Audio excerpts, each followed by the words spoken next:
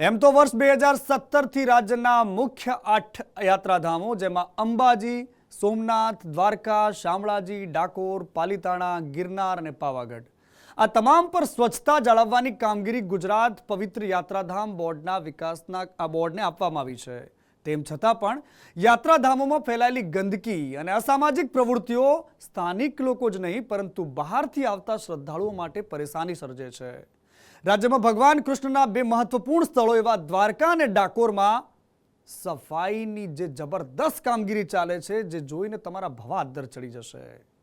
ત્યાં સુધી કે દ્વારકા જેવા પવિત્ર સ્થળમાં સિંગડા ભરાવતા રસ્તા પર રખડતા ઢોર જોવા મળશે જો તમે લાઈનમાં ઊભા છો તો, અને ડાકોરમાં જો તમે જાઓ છો તો તમને ગોમતી તળાવ પર ચારે બાજુ દારૂની બોટલ મળશે, ચારે બાજુ અસામાજિક તત્વોનો અડ્ડો મળશે।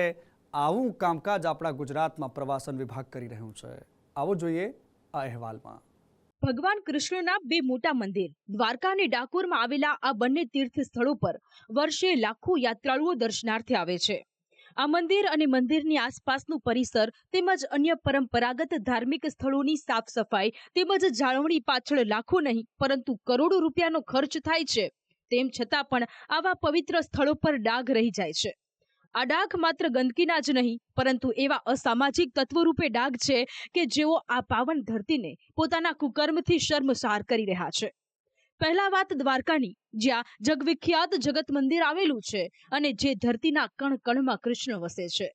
એવી દ્વારકા નગરીમાં દેશ વિદેશના યાત્રાળુ આવે છે ત્યારે જોવા મળે છે ગંદકી, કચરો અને અસામાજિક તત્વોનો આતંક। વાત થોડી પચાવવી અઘરી છે પરંતુ આ કડવું સત્ય છે જે સ્વીકારે જ છૂટકો। ચાર ધામોમાંનું એક ધામ એટલે કે દ્વારકા, અને દ્વારકા પવિત્ર નગરી એટલે કહેવાય છે કારણ કે તે શ્રી કૃષ્ણની નગરી છે અને પોતાના જીવનકાળમાં દ્વારકા નગરીમાં શ્રી કૃષ્ણ સૌથી વધારે વખત અહીં દ્વારકા રહેલા છે। અહીંના ચીફ ઓફિસરે એકે પ્રકારનું અહીં ધ્યાન આપેલ નથી, જેથી કરીને પહેલાં મૌખિક આપણે જાણ કરેલી છે, ત્યારબાદ જ આ અમારે જો હવે કુંડની સાફ સફાઈ નિયમિત રીતે નહીં કરવામાં આવે અને આ કુંડની સાફ સફાઈ તાત્કાલિક રીતે કરવામાં નહીં આવે તો હાઈકોર્ટના દ્વાર ખખડાવવામાં આવશે તથા અને ઉગ્ર આંદોલન પણ કરવામાં આવશે, તેની હું ખાતરી આપું છું।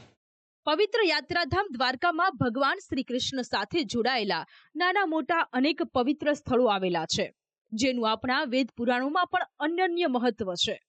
આવું જ એક પવિત્ર કુંડ એટલે કકલાશ કુંડ। કકલાશ કુંડનું મહત્વ સ્કંદ પુરાણમાં વર્ણવવામાં આવ્યું છે। સ્કંદ પુરાણ અનુસાર કકલાશ કુંડને નૃગ કુંડ કે પછી ક્રુલા કળશ કુંડ તરીકે ઓળખવામાં આવે છે। બ્રાહ્મણોના શ્રાપથી રાજા મૃગ ગરોળી બની ગયા હતા। બાદમાં ભગવાન શ્રી કૃષ્ણએ રાજા નૃગને આ શ્રાપમાંથી મુક્તિ આપી દ્વારકામાં નૃગ કુંડ બનાવ્યું અને નૃગ કુંડ એ જ આજનું કકલાશ કુંડ છે। કહેવાય છે કે કકલાશ કુંડમાં સ્વયં ભગવાન શ્રી કૃષ્ણ સ્નાન કરવા આવતા હતા। તેથી જ આપણે આજે પણ દર વર્ષે જીલના એકાદશીના પવિત્ર દિવસે ભગવાન શ્રી કૃષ્ણ પાલખી યાત્રા કકલાશ કુંડ પહોંચે છે અને શાહી સ્નાન કરાવવામાં આવે છે। આટલા મહત્વતા ધરાવતા આ કુંડની હાલત દયનીય બની છે। ચારે બાજુ ગંદકી અને પ્રદૂષિત પાણીથી શ્રદ્ધાળુઓ પણ આ પવિત્ર સ્થળ પર આવવાનું ટાળે છે। આ ઇસ્કોન ગેટનો પ્રવેશ દ્વાર છે દ્વારકાનો। આવીને જાત્રુ સીધા પહેલી વખત આવી સીધી કુંડની મુલાકાત લે છે અને કુંડમાં ગંદકીને આ તે જોઈ અને એનું મન કોચવાય છે અને સુગ ચડે છે એ લોકોને, અને અમને પૂછે કે ये इतना अच्छा स्थान है द्वारका में, इस स्थान है पहले आते लेकिन इसकी सफाई नहीं होती। ભગવાન શ્રી દ્વારકાધીશના બાળ સ્વરૂપને જીર્ણ એકાદશીના સ્નાન કરવામાં આવે છે, પણ હાલ વ્યવસ્થા તંત્ર દ્વારા આ કુંડની જે કંઈ ગરિમા જળવાવી જોઈએ તે જળવાઈ નથી રહી। એકદમ ગંદકીના થર જામેલા છે। એક અમારી વ્યવસ્થા તંત્રને નમ્ર અપીલ છે કે અહીંયા સાફ સફાઈ રાખવામાં આવે, એ સાથે વારંવાર અહીં કચરો આવે છે અને રાત પડીએ આ જે જગ્યા છે અસામાજિક તત્વોનો એક અડ્ડો બની જાય છે। તો વ્યવસ્થા તંત્રને એક અમારા તરફથી એક નમ્ર અપીલ કરવામાં આવે છે કે અહીંયા સાફ સફાઈ કરવામાં આવે અને આ વ્યવસ્થામાં કોઈપણ રીતની જે અસામાજિક તત્વો જે અડ્ડો જમાવીને બેસે છે તે અહીંથી દૂર થાય। ભગવાન શ્રી કૃષ્ણ સાથે જોડાયેલું અન્ય એક તીર્થ સ્થાન ડાકોર। ડાકોરમાં પણ વર્ષે લાખો શ્રદ્ધાળુઓ દર્શન માટે આવે છે પરંતુ તંત્ર દ્વારા ડાકોરમાં સાફ સફાઈ અને જાળવણીનો સદંતર અભાવ જોવા મળે છે। પવિત્ર ગોમતી તળાવમાં સ્વચ્છતા પ્રત્યે દુર્લક્ષ સેવાતા ગંદકીનું સામ્રાજ્ય ફેલાયું છે।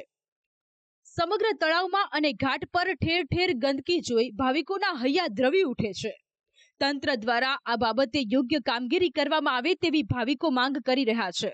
તળાવમાં આ ઘાટ પર બેફામ રીતે કચરો ઠલવાતા તળાવ દૂષિત થયું છે, તેમજ આખા તળાવ પર જંગલી વેલનું સામ્રાજ્ય ફેલાયું છે. પવિત્ર તળાવની દુર્દશા પ્રત્યે નગરપાલિકા દુર્લક્ષ સેવતી હોવાનો રોષ પણ લોકો વ્યક્ત કરી ચૂક્યા છે. નગરજનો અને સેવાભાવી સંસ્થાઓ દ્વારા કેટલીય વાર સાફ સફાઈ કરાવવામાં આવી છે, પરંતુ જેમ તેમ કચરો ઠલવાતા સ્થિતિ એની એ જ રહે છે. ગોમતી તળાવમાં ગટરના પાણી ભરાતા તળાવનું પાણી પ્રદૂષિત થઈ રહ્યું છે. તેની સામે આ પ્રદૂષિત જળનું ભક્તો આચમન કરતા આસ્થાને તો ઠેસ પહોંચે જ છે, સાથે સાથે આરોગ્ય સામે પણ ખતરો ઊભો થયો છે. ડાકોર ખાતે દર્શનાર્થે આવતા યાત્રાળુઓ પવિત્ર ગોમતી તળાવમાં અચૂક ડૂબકી લગાવે છે અને કેટલાક શ્રદ્ધાળુઓ તળાવના જળનું આચમન પણ કરતા હોય છે.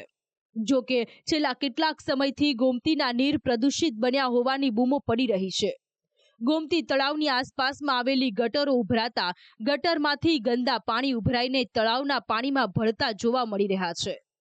પવિત્ર ગોમતી તળાવના ઘાટ પર ગંદકી સાથે જ ઘાટ પર ઠેર ઠેર દબાણ ખડકાયેલા જોવા મળ્યા હતા. વેપારીઓ દ્વારા ઘાટ પર કબજો જમાવી દેવામાં આવ્યો છે, જેને લઈ ભાવિકોને અગવડ થતી હોવાનું જોવા મળી રહ્યું છે. ગોમતી ઘાટની ચારે તરફ આમ તો કહેવાય કે 999 વીઘાની અંદર આ ગોમતી ફેલાયેલી છે. તેના કેટલાક કિનારાઓ પર અસામાજિક તત્વો અડ્ડો જમાવી અને પોતાના કુકર્મો કરે છે અને આ જ ઘાટ ઉપર ઘણા બધા યાત્રાળુ આવે છે ત્યારે તેમના આત્માને ઠેસ પહોંચે છે કે રાજાધિરાજની પવિત્ર ભૂમિ પર આ ગોમતીના કિનારાઓની કોઈ રખવાડી થતી નથી. ગોમતી ઘાટ પર રાત્રિના સમયે કોઈ સુરક્ષા નહીં હોવાના કારણે ઘણા બધા લોકો દારૂની મહેફિલ પણ માણતા હોય છે. આ જ ગોમતી ઘાટ પર બોટિંગ ચાલતું હતું, પરંતુ એ બોટિંગના કોન્ટ્રાક્ટર દ્વારા તેઓને નોટિસ આપી હોવા છતાંય પોતાની બોટો મૂકી રાખવામાં આવે છે. ક્યારેક આ જગ્યાનો પણ દુરુપયોગ થતો હોય છે. ગુજરાતના યાત્રાધામોમાં ઉચ્ચ કક્ષાની સ્વચ્છતા જળવાય તે માટે મુખ્યમંત્રીએ આપેલા સૂચનાને ધ્યાને લઈને યાત્રાધામો ખાતે સ્વચ્છતાની જાળવણી માટે ટેન્ડર દ્વારા એજન્સીઓ પસંદ કરવામાં આવી હતી અને સફાઈની કામગીરી પણ હાથ ધરવામાં આવી હતી. આમ છતાં આ યાત્રાધામો ખાતે અપેક્ષિત કક્ષાની સ્વચ્છતા જળવાતી ન હોવાનું ધ્યાને આવ્યું છે. એક બાજુ સરકાર ગુજરાતની અસ્મિતા એવી પ્રાચીન ધરોહરને સાચવવાની વાતો કરે છે, તો બીજી બાજુ તંત્રની કામગીરીમાં ક્યાંક સવાલો ઊભા કરી રહી છે. ખાસ તો ત્યારે જ્યારે પ્રખ્યાત તીર્થ સ્થાનોની જાળવણી માટે સરકાર કરોડો રૂપિયાની ગ્રાન્ટ ફાળવી આપે છે, તો આ પૈસાનો ઉપયોગ ક્યાં કરવામાં આવે છે? શા માટે તીર્થ સ્થળોની આવી દુર્દશા બની? કદાચ આ તમામ સવાલના જવાબ એટલે બેદરકારી અને ભ્રષ્ટ સરકાર છે. સ્પેશિયલ રિપોર્ટ, સંદેશ ન્યૂઝ.